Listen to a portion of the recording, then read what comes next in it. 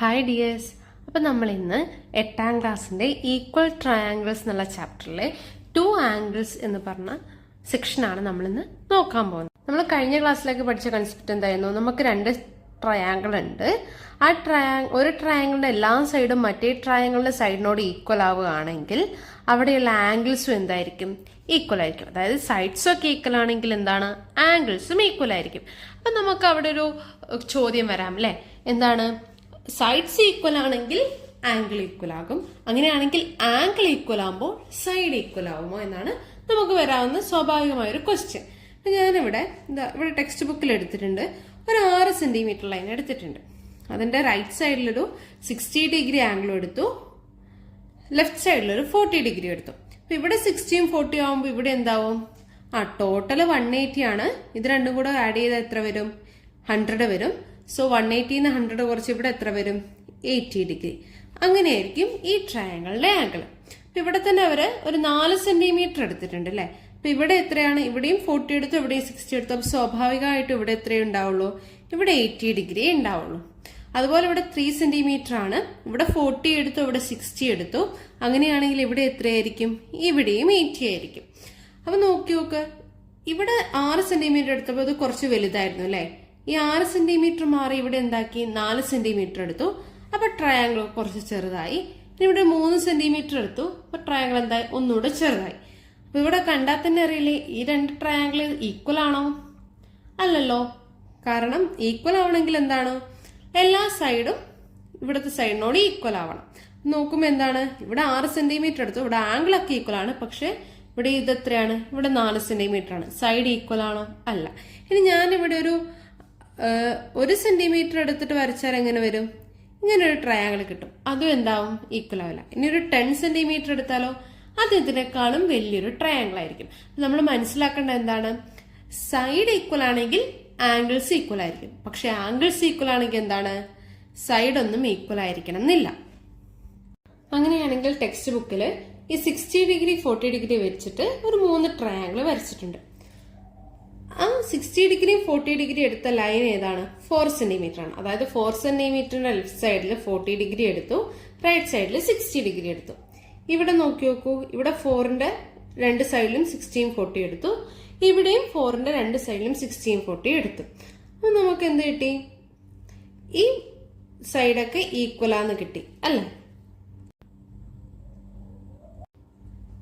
ഇവിടെ 40ഉം 60 ആണെങ്കിൽ ഇവിടെ എത്രയായിരിക്കും? ഇവിടെ 80 ഡിഗ്രി ആയിരിക്കും. ഇവിടെ എത്രയായിരിക്കും? ഇവിടെയും 80 ഡിഗ്രി ആയിരിക്കും. നമുക്ക് എന്ത് കിട്ടി? 3 ആംഗിളും കിട്ടി, ഒരു സൈഡും കിട്ടി. ആ ഒരു സൈഡിൽ തന്നെയാണ് എന്ത് പോയിരിക്കുന്നത്? 40 ഡിഗ്രിന്റെയും 60 ഡിഗ്രിന്റെയും ആംഗിൾസ് പോയിരിക്കുന്നത്. അങ്ങനെയാണെങ്കിൽ നമുക്ക് ഇവിടെ ഒരു കൺസെപ്റ്റ് പറയാം. ഒരു 2 ട്രയാങ്കിൾ എടുത്തു. 2 ട്രയാങ്കിളും ഒരു വശത്തിന്റെ നീളം തുല്യമാണ്. അതിന് ഇരുവശവുമുള്ള ആംഗിളും തുല്യമാണെങ്കിൽ നമുക്ക് എന്ത് പറയാം? ആ 2 ട്രയാങ്കിൾസും തുല്യമായിരിക്കും. നമ്മുടെ അടുത്ത കൺസെപ്റ്റ് ഇതാണ്.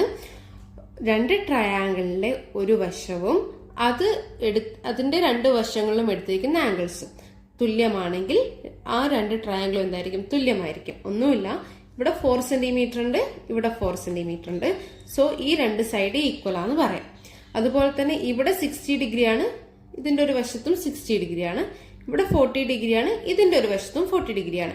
അങ്ങനെ ഈ 2 കാര്യങ്ങളും സെയിം ആവുകയാണെങ്കിൽ ഈ 2 ട്രയാങ്കിളും എന്തായിരിക്കും? ഈക്വൽ ട്രയാങ്കിൾ അഥവാ തുല്യ ത്രികോണങ്ങളാണെന്ന് പറയാം. ആ കൺസെപ്റ്റാണ് ഇവിടെ പറഞ്ഞിരിക്കുന്നത്. If in 2 triangles the length of one side and the 2 angles at its ends are same, then their third angles and the length of the other 2 sides are also the same. ഒരു 2 triangle എടുക്കുകയാണ്. ട്രയാങ്കിളിലെ ഒരു സൈഡും അവയുടെ എൻഡിലുള്ള 2 ആംഗിൾസും same ആണെങ്കിൽ ബാക്കിയുള്ള ഒരു ആംഗിളും ബാക്കിയുള്ള 2 സൈഡും സെയിം ആയിരിക്കും. അപ്പൊ ആ ട്രയാങ്കിൾ എന്തായിരിക്കും? തുല്യ ത്രികോണമായിരിക്കും. നമ്മളിവിടെ ഓർത്തിരിക്കേണ്ട കാര്യം എന്താന്ന് വെച്ചാല് എടുക്കുന്ന ലെങ്ത് സെയിം ആയിരിക്കണം, അതിന്റെ എൻഡ് പോയിന്റ്സിലുള്ള ആംഗിൾസും സെയിം ആയിരിക്കണം. അപ്പൊ നമുക്ക് എങ്ങനെ കിട്ടും? അങ്ങനെയാണെങ്കിൽ നമുക്ക് ആ ഒരു ട്രയാങ്കിൾ ഈക്വൽ ആണെന്ന് കിട്ടും. ഇവിടെ നോക്കുക, ഇവിടെ 4 സെന്റിമീറ്ററിന്റെ സൈഡിൽ തന്നിരിക്കുന്ന ഏതാണ്? 60 ഡിഗ്രിയും 40 ഡിഗ്രിയും. ഇവിടെ 4 സെന്റിമീറ്റർ തന്നിട്ടുണ്ട്, 40 ഡിഗ്രി തന്നിട്ടുണ്ട്. പക്ഷെ ഇത് ഏതാണ് ആംഗിൾ? ഇത് 80 ആണ്, ഇവിടെ 60 ആണ്. ആ വലുപ്പത്തിൽ തന്നെ നമുക്ക് ആ മാറ്റം മനസ്സിലാവുന്നില്ലേ? അപ്പൊ അതെന്തായിരിക്കും? അതൊരിക്കലും സെയിം ആയിരിക്കില്ല. നമ്മൾ ഈ പാഠത്തിൽ ഒരു 3 കൺസെപ്റ്റായി പഠിക്കുന്നു. ഫസ്റ്റത്തെ എന്താണെന്ന് വെച്ചാൽ 2 ട്രയാങ്കിൾ തന്നു, എല്ലാ സൈഡ്സും ഈക്വൽ ആണെങ്കിൽ അതിന്റെ ആംഗിൾസും ഈക്വൽ ആയിരിക്കും. സെക്കൻഡ് വൺ, ഇപ്പൊ സൈഡ്സ് ഒക്കെ ഈക്വൽ ആണെങ്കിൽ എന്താണ്?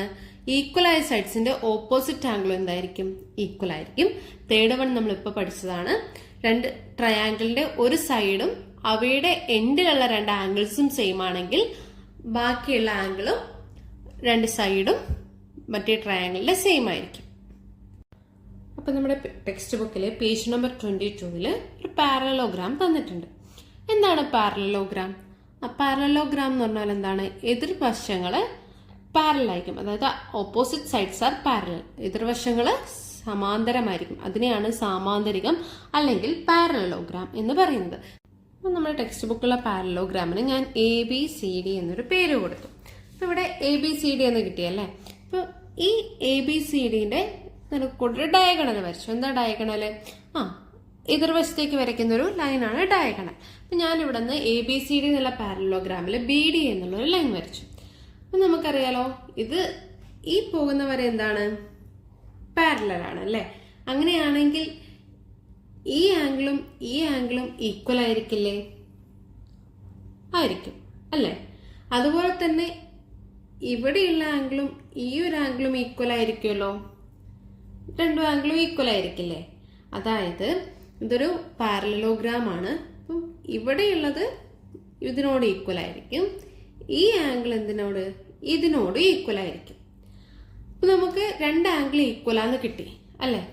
ഇതാണെങ്കിലോ, ഇത് ഇവിടത്തെ കോമൺ ആയിട്ടുള്ള സൈഡ് അല്ലേ? നോക്കുക, ഈ 2 ട്രയാങ്കിളും കോമൺ ആയിട്ടുള്ളതാണ് ഏത്? ഈ BD എന്ന് പറയുന്ന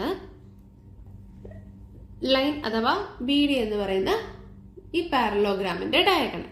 അപ്പൊ അതിന്റെ ഇരുവശത്തുള്ള ആംഗിളിനോട് ഈക്വൽ ആണ് ഇപ്പുറത്തതും അല്ലെ?